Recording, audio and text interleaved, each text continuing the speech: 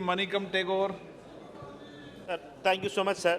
It's a very important subject, sir. It's very unfortunate that Honorable Minister has said no data available with the government on this. And it's a very, very sensitive thing, sir, when we have Prime Minister who speaks about data-driven programs.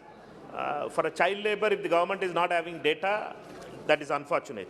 I'd like to bring to you about a very important subject, sir, about the NCLP project. The Government of India has not released funds for Tamil Nadu particularly. It is 4,314 children studies in many schools, including the districts like Virudhunagar, Dharmapuri, and Tirupur, and Coimbatore, and Salem.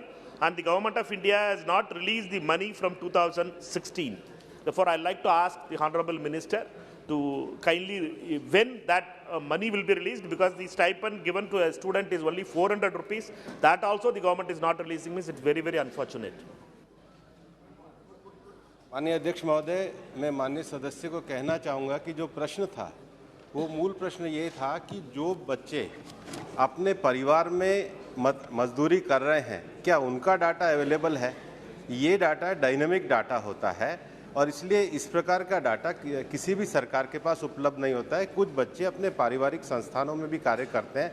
ये बाल मजदूर के लिए data नहीं था, समग्र data था। जहाँ तक बाल श्रम के डाटा की बात है, बाल श्रम का जो डाटा है वो NCAB की वेबसाइट के ऊपर भी उपलब्ध है और मैं माननीय सदस्य को उपलब्ध भी करा सकता हूँ। जहाँ तक NCLP प्रोग्राम की बात है, वह प्रोग्राम इस समय समग्र शिक्षा अभियान के अंतर्गत हस्तांतरित कर दिया गया है।